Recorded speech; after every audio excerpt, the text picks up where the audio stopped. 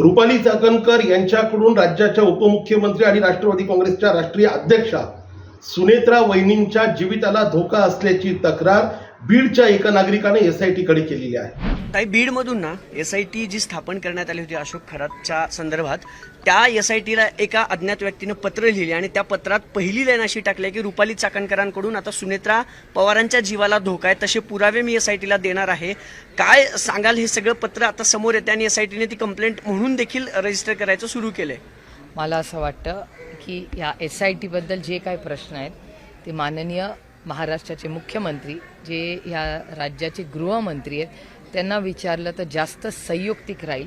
याचं कारण एसआयटी ही सगळी जी प्रक्रिया ही गृहमंत्रालयाच्या अंडर येते, त्याच्यामुळे एखादी इन्क्वायरी चालू असताना त्याच्यामध्ये काही बोलणं हे माझ्यासारख्या व्यक्तीला हे शोभत नाही असं माझं वैयक्तिक मत आहे। पवार यांनी खासदार पदाची शपथ घेतली, इंग्लिशमधून काय वाटचालीसाठी शुभेच्छा द्या। नाही, जे कोणी खासदार नवीन पुन्हा एकदा किंवा पहिल्यांदा संसदेत येत आहेत त्यांना अर्थातच सगळ्यांना मनापासून शुभेच्छा देत। आम्ही 800 जण ज्या संसदेत काम करतो ते सगळेच इक्वल असतो, म्हणजे सगळे समान असतात एकदा निवडून आल्यावर। त्याच्यामुळे अर्थातच कोणी जे येतील किंवा आलेत या बॅचमध्ये त्यांच्या सगळ्यांना आधी मनापासून शुभेच्छाच असतील। आंतरराष्ट्रीय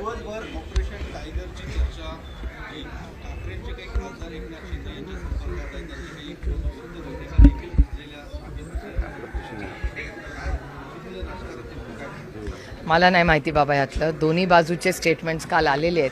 त्याच्यामुळे एकदा जर एकनाथ शिंदे साहेबांच्या सेनेकडून आलं असेल की आमच्याकडे तसं काय ऑपरेशन नाही, मग विषयच संपला ना, मग त्याच्यात आणि वेगळं काय बोलायचं। पण ताई, आता सगळं स्थिर गरज काय म्हणत असल्या ऑपरेशनची, कशासाठी हे सगळं होतं? आता ह्या प्रश्नाची सगळी उत्तरं तुम्हाला त्यांना विचारायला लागेल ना, आता मी कसं त्याचं उत्तर देणार? पक्षात फोडण्याचा पुन्हा प्रयत्न होतो, उद्या तुमच्याकडे तो प्रयत्न होऊ शकतो। नाही, करायला झालं तर काय येऊ शकतं, आणि आपल्या एजन्सीज तर आहेतच ना। आपलं आईस तर चालूच आहे, आईस काय थांबलेला नाही, उन्हाळा वाढलाय। आईस म्हणजे बर्फ, तुम्ही काय लगेच वेगळा अर्थ काढू नका। नाही, तुम्हीच व्याख्या सांगितलेली आहे। महाराष्ट्रातील सर्व बातम्यांचे विश्वासार्ह व्यासपीठ, सकाळच्या सर्व सोशल मीडिया प्लॅटफॉर्मला लाईक, फॉलो आणि सबस्क्राईब करा। तसंच सर्व नोटिफिकेशनसाठी बेल आयकॉन प्रेस करायला विसरू नका।